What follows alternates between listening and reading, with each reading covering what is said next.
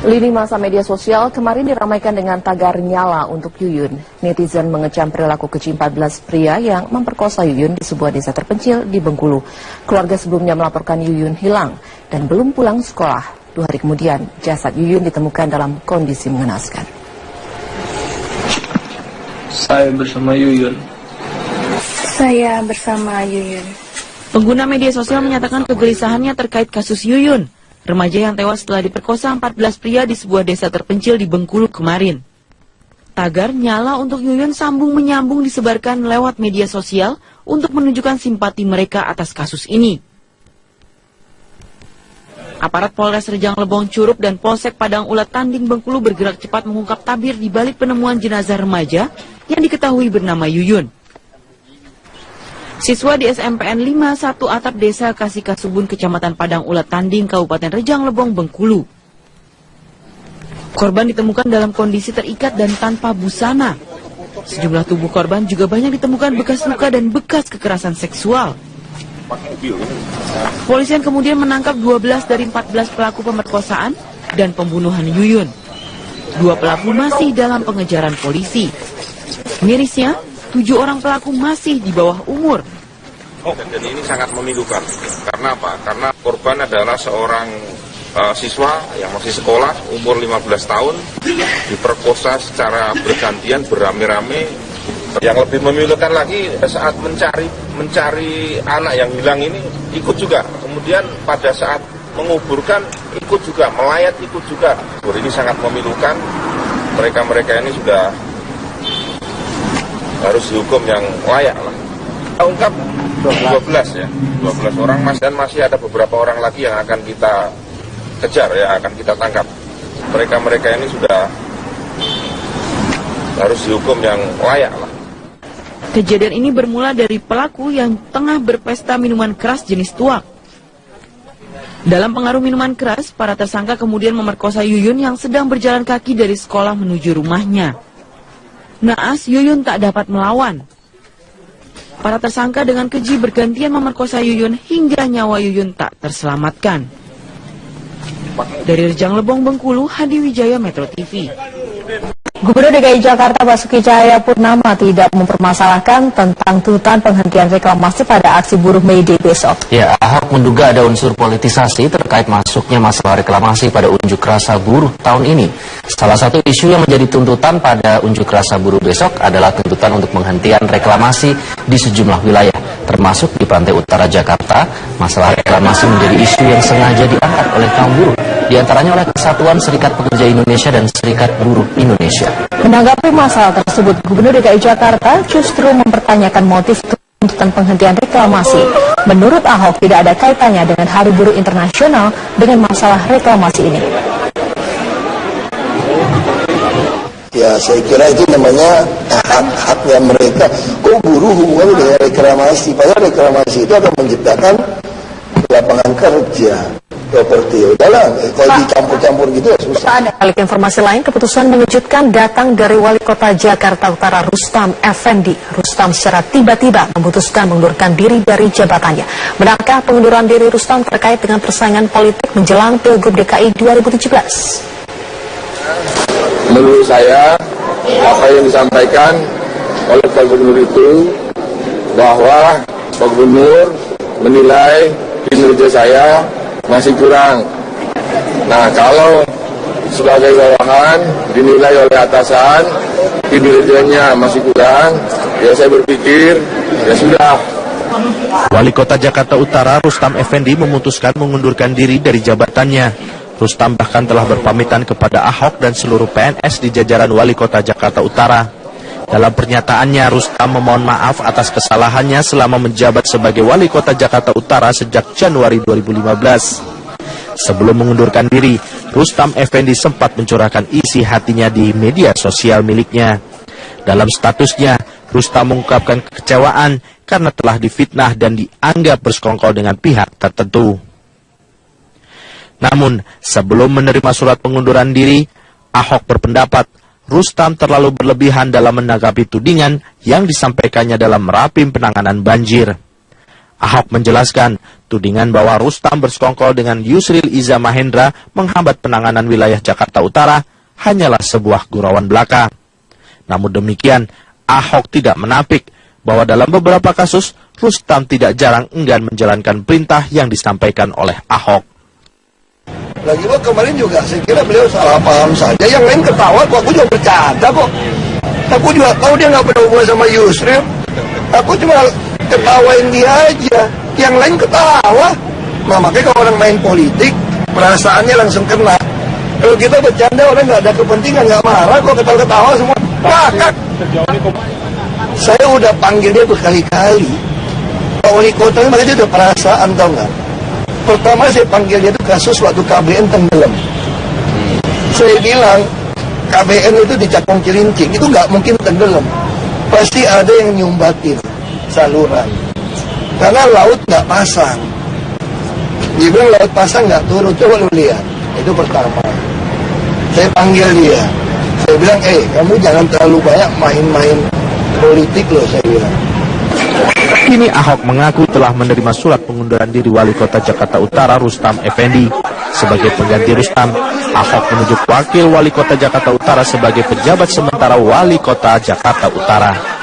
Dari Jakarta, Tim Liputan Metro TV.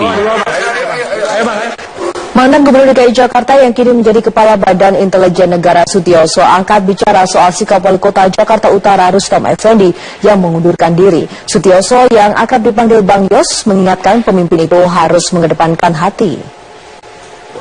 Apa nih, Pak? Menurut mantan Gubernur DKI Jakarta, apa yang pernah dilakukan Bang Yos dengan Gubernur DKI Jakarta saat ini Basuki Cahayapurnama tidak bisa disamakan. Seorang Ahok memiliki gaya kepemimpinan tersendiri. Namun Bang Yos mengungkapkan, meski dirinya berlatar belakang militer, Bang Yos tidak memimpin ala militer. Rustam Effendi mengundurkan diri dari Wali Kota Jakarta Utara setelah mengaku kinerjanya dalam setahun terakhir kurang memuaskan. Rustam mengirimkan surat pengunduran dirinya kepada Gubernur DKI Jakarta Basuki Cahayapurnama pada Senin kemarin. Karena Rustam tidak ingin mengecewakan atasannya, di mana soal tudingan adanya geng golf di lingkungan Pemprov DKI Jakarta, bagi Bang Yos itu hal biasa. Bisa jadi sebagai ajang menjalin komunikasi sekaligus berolahraga. Salah satu yang dipersoalkan Rustam mundur adalah soal geng golf di lingkungan Pemprov ini. Bang Yos tidak mempermasalahkan gaya kepemimpinan Ahok, namun Bang Yos bisa memahami apa yang dikeluhkan Wali Kota Jakarta Utara Rustam Effendi.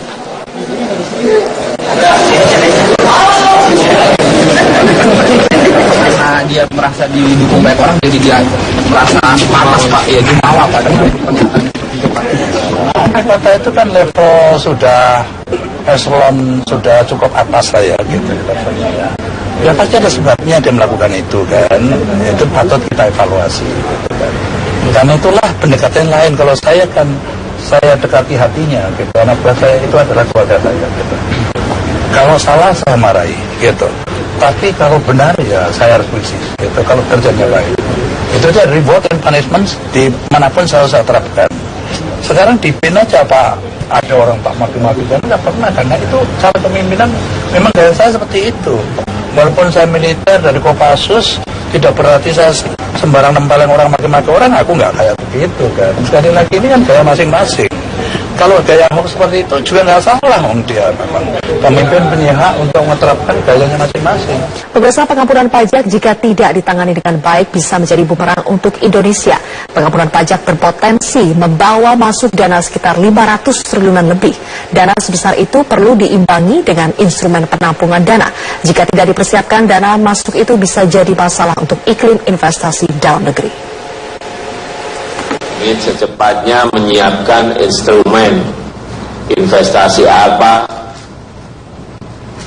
yang naik tangan harus kita persiapkan apabila harus uang masuk itu benar-benar pada posisi yang berbondong-bondong, yang besar-besaran, baik investasi portofolio maupun investasi langsung. Persiapkan Pak Menteri Keuangan melapor. Inilah pesan Presiden Joko Widodo menyambut rancangan undang-undang pengampunan pajak atau tax amnesty yang ditargetkan akan sah pada akhir bulan ini. Nantinya kebijakan tax amnesty membuka kesempatan pendaftaran hingga 31 Desember 2016. Ketua Otoritas Jasa Keuangan Mulyaman Haddad setuju. Dana hasil kebijakan teks amnesti diarahkan ke sektor produktif jangka panjang, misalnya investasi di sektor infrastruktur atau perbankan. Oh iya, karena kan likuiditas jadi longgar. Kalau likuiditas jadi longgar, kan kemudian dana bisa jadi lebih murah. Ya, karena dana bisa lebih murah, kan kredit bisa. Jadi saya kira simpel saja sebetulnya. Yang penting sebetulnya saya concernnya lebih pada begitu uang masuk, bagaimana kemudian bisa teralokasi ke sumber daya yang lebih produktif ini. Bukan tanpa alasan, pengamat pajak Justinus Prastowo mengkalkulasi jika dana repatriasi yang masuk ke Indonesia lebih dari 500 triliun rupiah, maka akan berbahaya bagi iklim investasi di Indonesia. Kalau kita tiba-tiba kebanjiran likuiditas, itu juga nggak baik bagi perekonomian kita. Apalagi devisa kita kan hanya 110 miliar, itu hanya sekitar 1.200 triliun. Kalau sampai 2 kali devisa, tiba-tiba rupiah akan menguat 2 kali. Ekspor kita, yang akan bahaya adalah ekspor kita. Di sisi lain, ekonom dari Indef, Eni Sri Hartati mengungkap, pemerintah perlu meningkatkan iklim investasi dan kualitas sumber daya manusia yang lebih kondusif, agar konglomerat berminat mengendapkan dana repatriasi di dalam negeri. Pendaftar teks amnesti pun harus digiring agar menjadi wajib pajak yang taat. Hanya sekedar pengampunan, tetapi iklim usaha tidak kondusif, ya, dan termasuk nanti berdampak kepada terendusnya berbagai bisnis mereka. Tentu kan ini juga ada perhitungan kalkulasi mereka ke depan, bahwa di tahun-tahun ke depan mereka tidak bisa lagi melakukan praktek-praktek penyimpangan terhadap kewajiban pajak gitu.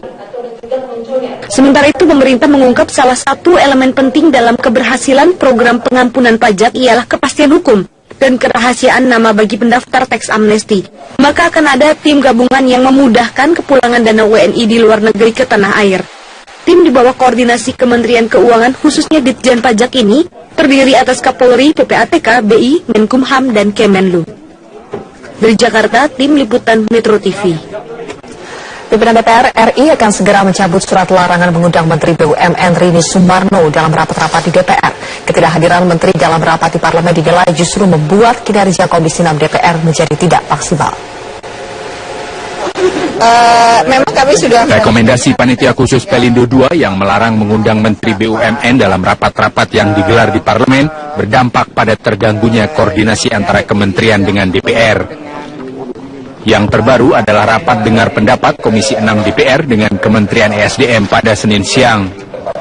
Rapat yang membahas sejumlah hal penting seperti kereta cepat dan kinerja BUMN yang semestinya harus dihadiri Menteri hanya diwakilkan oleh seorang deputi. Mestinya pimpinan itu tidak membiarkan kondisinya seperti ini. Tidak ada rapat dengan manajemen BUMN. Coba bayangkan nanti kalau turun sudah draft APBNP perubahan, kan tidak bisa itu dilakukan tanpa kehadiran seorang menteri, atau nanti bisa diwakilkan oleh menteri Menko-nya untuk bicara dengan Komisi 6. Ini kan kemudian menjadi tidak dalam hubungan kerja ini menjadi terganggu. Terkait hal ini, Wakil Ketua DPR Agus Hermanto mengatakan akan segera mencabut surat larangan mengundang Menteri BUMN Rini Sumarno dalam rapat di DPR. Langkah tersebut akan dilakukan setelah berkoordinasi dengan pimpinan Pansus Pelindo II. Mungkin tidak terlalu lama lagi juga surat yang intinya melarang Komisi 6 melaksanakan pengawasan dengan Menteri BUMN itu barangkali ini akan diselesaikan, tentunya dengan didahului dengan, karena waktu itu referensinya dari Pansus Pelindo II, sehingga kita ingin membicarakan lebih detail dengan Pansus Pelindo II. Sebelumnya DPR melalui rapat paripurna pada Desember lalu menyatakan menyetujui rekomendasi Panitia Khusus atau Pansus Pelindo II. Pansus Pelindo dalam rekomendasinya meminta Presiden memecat Menteri BUMN Rini Sumarno karena disebut melanggar konstitusi dan perundang-undangan dalam kasus Pelindo II. Rekomendasi ini kemudian ditindaklanjuti oleh pimpinan DPR yang ditandatangani oleh Wakil Ketua DPR Fadlizon yang melarang mengundang Menteri Rini Sumarno dalam rapat-rapat di DPR. Tim Liputan Metro TV. pelabuhan Indonesia. Pemirsa, pengampunan pajak jika tidak ditangani dengan baik bisa menjadi bumerang untuk Indonesia. Pengampunan pajak berpotensi membawa masuk dana sekitar 500 triliunan lebih. Dana sebesar itu perlu diimbangi dengan instrumen penampungan dana. Jika tidak dipersiapkan, dana masuk itu bisa jadi masalah untuk iklim investasi dalam negeri. Ingin secepatnya menyiapkan instrumen investasi apa yang naik ke tangan harus kita persiapkan apabila arus uang masuk itu benar-benar pada posisi yang berbondong-bondong, yang besar-besaran, baik investasi portofolio maupun investasi langsung. Saya persiapkan Pak Menteri Keuangan melaporkan. Inilah pesan Presiden Joko Widodo menyambut rancangan undang-undang pengampunan pajak atau teks amnesti yang ditargetkan akan sah pada akhir bulan ini. Nantinya kebijakan teks amnesti membuka kesempatan pendaftaran hingga 31 Desember 2016. Ketua Otoritas Jasa Keuangan Mulyaman Haddad setuju. Dana hasil kebijakan teks amnesti diarahkan ke sektor produktif jangka panjang, misalnya investasi di sektor infrastruktur atau perbankan. Oh iya, karena kan likuiditas jadi longgar. Kalau likuiditas jadi longgar, kan kemudian dana bisa jadi lebih murah. Ya, karena dana bisa lebih murah, kan kredit bisa. Jadi saya kira simpel saja sebetulnya. Yang penting sebetulnya saya concernnya lebih pada begitu uang masuk, bagaimana kemudian bisa teralokasi ke sumber daya yang lebih produktif ini. Bukan tanpa alasan, pengamat pajak Justinus Prastowo mengkalkulasi jika dana repatriasi yang masuk ke Indonesia lebih dari 500 triliun rupiah, maka akan berbahaya bagi iklim investasi di Indonesia. Kalau kita tiba-tiba kebanjiran likuiditas, itu juga nggak baik bagi perekonomian kita. Apalagi devisa kita kan hanya 110 miliar, itu hanya sekitar 1.200 triliun. Kalau sampai 2 kali devisa, tiba-tiba rupiah akan menguat 2 kali ekspor kita. Yang akan bahaya adalah ekspor kita. Di sisi lain, ekonom dari Indef, Eni Sri Hartati mengungkap, pemerintah perlu meningkatkan iklim investasi dan kualitas sumber daya manusia yang lebih kondusif, agar konglomerat berminat mengendapkan dana repatriasi di dalam negeri. Pendaftar teks amnesti pun harus digiring agar menjadi wajib pajak yang taat. Hanya sekedar pengampunan, tetapi iklim usaha tidak kondusif, ya, dan termasuk nanti berdampak kepada terendusnya berbagai bisnis mereka. Tentu kan ini juga ada perhitungan kalkulasi mereka ke depan, bahwa di tahun-tahun ke depan mereka tidak bisa lagi melakukan praktek-praktek penyimpangan terhadap kewajiban pajak gitu. Sementara itu, pemerintah mengungkap salah satu elemen penting dalam keberhasilan program pengampunan pajak ialah kepastian hukum dan kerahasiaan nama bagi pendaftar teks amnesti. Maka akan ada tim gabungan yang memudahkan kepulangan dana WNI di luar negeri ke tanah air. Tim di bawah koordinasi Kementerian Keuangan khususnya Ditjen Pajak ini terdiri atas Kapolri, PPATK, BI, Menkumham, dan Kemenlu. Dari Jakarta, tim liputan Metro TV. Joko Widodo mengumumkan paket ekonomi ke-12 di Istana Merdeka. Paket kebijakan ekonomi ke-12 ini fokus pada kemudahan izin mendirikan usaha kecil dan menengah. Pengumuman paket kebijakan ekonomi dilakukan usai Presiden memimpin rapat terbatas mengenai Pagu Indikatif 2017. Menteri Koordinator Perekonomian Darmin Nasution mengatakan fokus paket kebijakan ekonomi ke-12 ini pada kemudahan izin usaha kecil dan menengah. Darmin mencontohkan untuk pengurusan izin usaha menengah yang sebelumnya bisa memakan waktu bertahun-tahun, bahkan bisa di atas 3 tahun, saat ini hanya butuh waktu sekitar 4 bulan saja. Sementara itu dalam rapat terbatas, Presiden membahas peningkatan pelayanan publik, terutama terkait pelayanan di imigrasi, pembuatan KTP, SIM, STNK, juga BPKB yang masih banyak dikeluhkan oleh masyarakat. Tadi Bapak Presiden sudah membangun usaha UKM, tapi ya bukan usaha besar, itu dari awal sampai akhir itu puluhan. Bagaimana caranya memudahkannya, total hari yang harus digunakan untuk membuat satu usaha menengah di Indonesia. Tadinya itu beberapa tahun, ya, beberapa tahun. Ya, tentu ada yang bisa sekaligus dijalankan, bisa, sehingga nggak harus 3 tahun juga secara secara waktunya gitu. Nah sekarang dia dipermudah menjadi 100 hari, 4 bulan. Lini masa media sosial kemarin diramaikan dengan tagar nyala untuk Yuyun. Netizen mengecam perilaku keji 14 pria yang memperkosa Yuyun di sebuah desa terpencil di Bengkulu. Keluarga sebelumnya melaporkan Yuyun hilang dan belum pulang sekolah. 2 hari kemudian, jasad Yuyun ditemukan dalam kondisi mengenaskan. Saya bersama Yuyun. Saya bersama Yuyun. Pengguna media sosial menyatakan kegelisahannya terkait kasus Yuyun, remaja yang tewas setelah diperkosa 14 pria di sebuah desa terpencil di Bengkulu kemarin. Tagar nyala untuk Yuyun sambung-menyambung disebarkan lewat media sosial untuk menunjukkan simpati mereka atas kasus ini. Aparat Polres Rejang Lebong Curup dan Polsek Padang Ulat Tanding Bengkulu bergerak cepat mengungkap tabir di balik penemuan jenazah remaja yang diketahui bernama Yuyun. Siswa di SMPN 51 Atap Desa Kasihkasubun, Kecamatan Padang Ulat Tanding, Kabupaten Rejang Lebong, Bengkulu. Korban ditemukan dalam kondisi terikat dan tanpa busana. Sejumlah tubuh korban juga banyak ditemukan bekas luka dan bekas kekerasan seksual. Polisian kemudian menangkap 12 dari 14 pelaku pemerkosaan dan pembunuhan Yuyun. 2 pelaku masih dalam pengejaran polisi. Mirisnya, 7 orang pelaku masih di bawah umur. Dan ini sangat memilukan.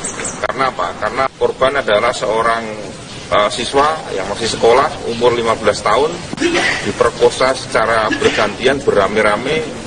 Yang lebih memilukan lagi, saat mencari anak yang hilang ini, ikut juga. Kemudian pada saat menguburkan, ikut juga, melayat ikut juga.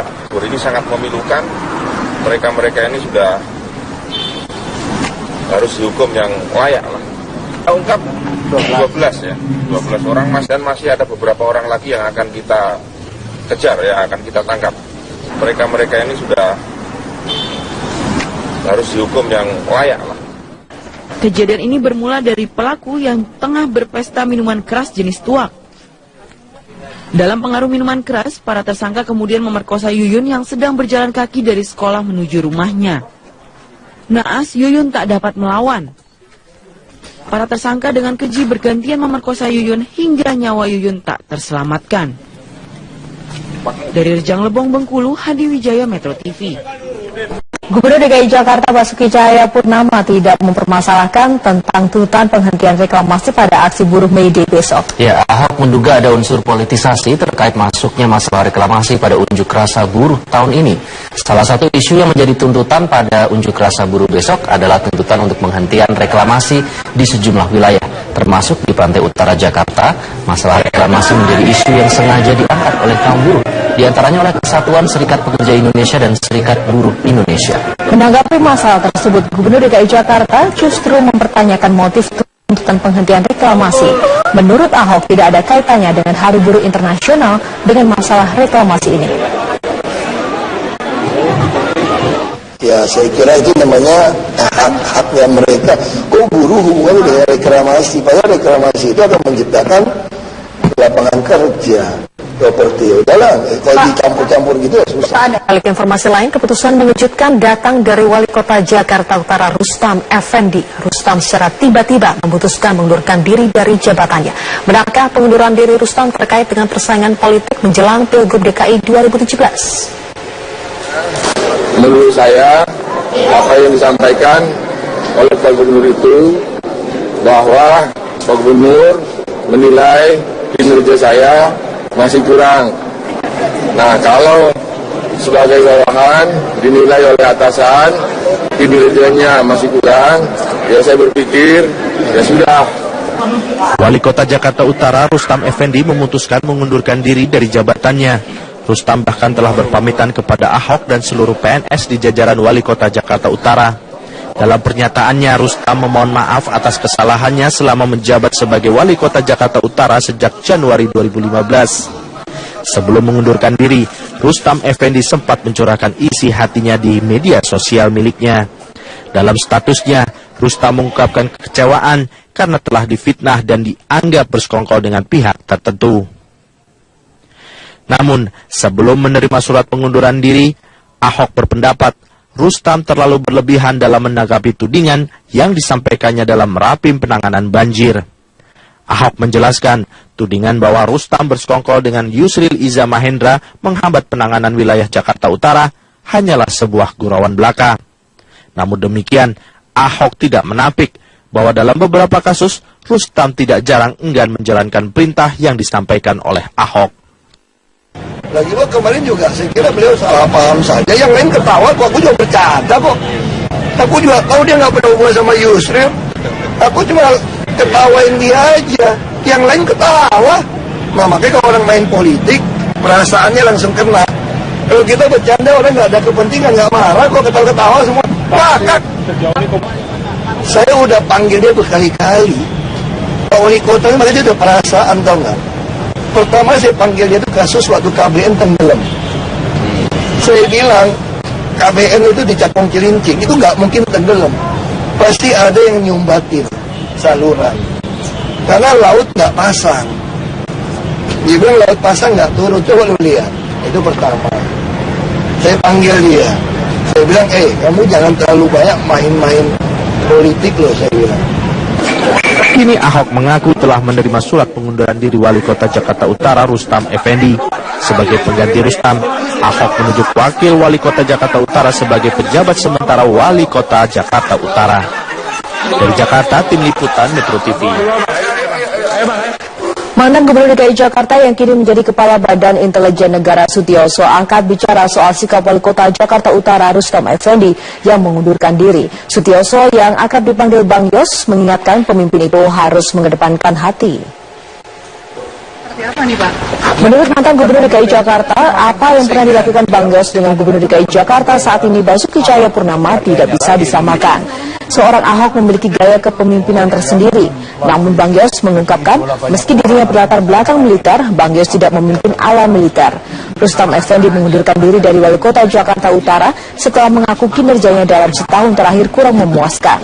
Rustam mengirimkan surat pengunduran dirinya kepada Gubernur DKI Jakarta Basuki Cahayapurnama pada Senin kemarin. Karena Rustam tidak ingin mengecewakan atasannya, di mana soal tudingan adanya geng golf di lingkungan Pemprov DKI Jakarta, bagi Bang Yos itu hal biasa. Bisa jadi sebagai ajang menjalin komunikasi sekaligus berolahraga. Salah satu yang dipersoalkan Rustam mundur adalah soal geng golf di lingkungan Pemprov ini. Bang Yos tidak mempermasalahkan gaya kepemimpinan Ahok, namun Bang Yos bisa memahami apa yang dikeluhkan Wali Kota Jakarta Utara Rustam Effendi.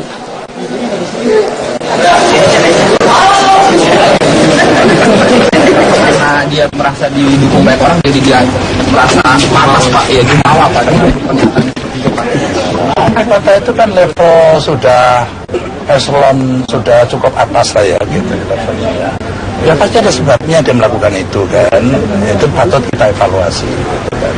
Karena itulah pendekatan lain. Kalau saya kan saya dekati hatinya gitu. Karena buat saya itu adalah keluarga saya gitu. Kalau salah saya marahi gitu. Tapi kalau benar ya saya harus puisi gitu. Kalau kerjanya baik. Itu aja reward and punishment di manapun saya terapkan. Sekarang di PIN aja Pak, ada orang tak maki-maki dan nggak pernah, karena itu cara kepemimpinan memang gaya saya seperti itu. Walaupun saya militer dari Kopassus, tidak berarti saya sembarang nempelin orang maki-maki orang, aku nggak kayak begitu kan. Sekali lagi ini kan gaya masing-masing. Kalau gaya Ahok seperti itu juga nggak salah, dia memang pemimpin punya hak untuk menerapkan gayanya masing-masing.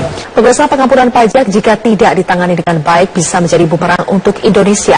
Pengampunan pajak berpotensi membawa masuk dana sekitar 500 triliunan lebih. Dana sebesar itu perlu diimbangi dengan instrumen penampungan dana.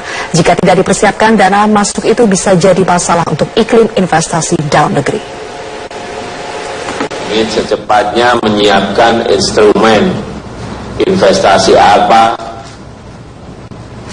yang harus kita persiapkan apabila harus uang masuk itu benar-benar pada posisi yang berbondong-bondong, yang besar-besaran, baik investasi portofolio maupun investasi langsung. Cepat dan kinerja BUMN yang semestinya harus dihadiri menteri hanya diwakilkan oleh seorang deputi. Mestinya pimpinan itu tidak membiarkan kondisinya seperti ini. tidak ada rapat dengan Menko BUMN. Coba bayangkan nanti kalau turun sudah draft APBNP perubahan, kan tidak bisa itu dilakukan tanpa kehadiran seorang menteri, atau nanti bisa diwakilkan oleh menteri Menko-nya untuk bicara dengan Komisi 6. Ini kan kemudian menjadi tidak dalam hubungan kerja ini menjadi terganggu. Terkait hal ini, Wakil Ketua DPR Agus Hermanto mengatakan akan segera mencabut surat larangan mengundang Menteri BUMN Rini Sumarno dalam rapat di DPR. Langkah tersebut akan dilakukan setelah berkoordinasi dengan pimpinan Pansus Pelindo II. Mungkin tidak terlalu lama lagi juga surat yang intinya melarang Komisi 6 melaksanakan pengawasan dengan Menteri BUMN itu barangkali ini akan diselesaikan, tentunya dengan didahului dengan, karena waktu itu referensinya dari Pansus Pelindo II, sehingga kita ingin membicarakan lebih detail dengan Pansus Pelindo II. Sebelumnya DPR melalui rapat paripurna pada Desember lalu menyatakan menyetujui rekomendasi panitia khusus atau Pansus Pelindo II. Pansus Pelindo dalam rekomendasinya meminta Presiden memecat Menteri BUMN Rini Sumarno karena disebut melanggar konstitusi dan perundang-undangan dalam kasus Pelindo II. Rekomendasi ini kemudian ditindaklanjuti oleh pimpinan DPR yang ditandatangani oleh Wakil Ketua DPR Fadlizon yang melarang mengundang Menteri Rini Sumarno dalam rapat-rapat di DPR. Tim Liputan Metro TV. Pelabuhan Indonesia. Pemirsa, pengampunan pajak jika tidak ditangani dengan baik bisa menjadi bumerang untuk Indonesia. Pengampunan pajak berpotensi membawa masuk dana sekitar 500 triliunan lebih. Dana sebesar itu perlu diimbangi dengan instrumen penampungan dana. Jika tidak dipersiapkan, dana masuk itu bisa jadi masalah untuk iklim investasi dalam negeri. Ini secepatnya menyiapkan instrumen investasi apa yang naik ke tangan harus kita persiapkan apabila arus uang masuk itu benar-benar pada posisi yang berbondong-bondong, yang besar-besaran, baik investasi portofolio maupun investasi langsung. Saya persiapkan Pak Menteri Keuangan melaporkan. Inilah pesan Presiden Joko Widodo menyambut rancangan undang-undang pengampunan pajak atau teks amnesti yang ditargetkan akan sah pada akhir bulan ini. Nantinya kebijakan teks amnesti membuka kesempatan pendaftaran hingga 31 Desember 2016. Ketua Otoritas Jasa Keuangan Menteri Keuangan melaporkan. Inilah pesan Presiden Joko Widodo menyambut rancangan undang-undang pengampunan pajak atau teks amnesti yang ditargetkan akan sah pada akhir bulan ini. Nantinya kebijakan teks amnesti membuka kesempatan pendaftaran hingga 31 Desember 2016. Ketua Otoritas Jasa Keuangan Mulyaman Hadad setuju. Dana hasil kebijakan teks amnesti diarahkan ke sektor produktif jangka panjang, misalnya investasi di sektor infrastruktur atau perbankan. Oh iya, karena kan likuiditas jadi longgar. Kalau likuiditas jadi longgar, kan kemudian dana bisa jadi lebih murah. Ya, karena dana bisa lebih murah, kan kredit bisa. Jadi saya kira simpel saja sebetulnya. Yang penting sebetulnya saya concernnya lebih pada begitu uang masuk, bagaimana kemudian bisa teralokasi ke sumber daya yang lebih produktif itu. Bukan tanpa alasan, pengamat pajak Justinus Prastowo mengkalkulasi jika dana repatriasi yang masuk ke Indonesia lebih dari 500 triliun rupiah, maka akan berbahaya bagi iklim investasi di Indonesia. Kalau kita tiba-tiba kebanjiran likuiditas, itu juga nggak baik bagi perekonomian kita. Apalagi devisa kita kan hanya 110 miliar, itu hanya sekitar 1.200 triliun. Kalau sampai 2 kali devisa, tiba-tiba rupiah akan menguat 2 kali. Ekspor kita, yang akan bahaya adalah ekspor kita. Di sisi lain, ekonom dari Indef, Eni Sri Hartati mengungkap, pemerintah perlu meningkatkan iklim investasi dan kualitas sumber daya manusia yang lebih kondusif, agar konglomerat berminat mengendapkan dana repatriasi di dalam negeri. Pendaftar teks amnesti pun harus digiring agar menjadi wajib pajak yang taat.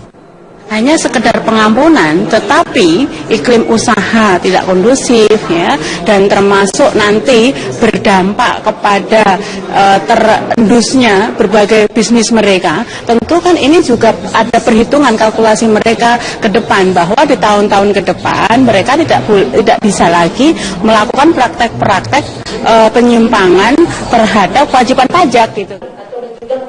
Sementara itu, pemerintah mengungkap salah satu elemen penting dalam keberhasilan program pengampunan pajak ialah kepastian hukum dan kerahasiaan nama bagi pendaftar teks amnesti.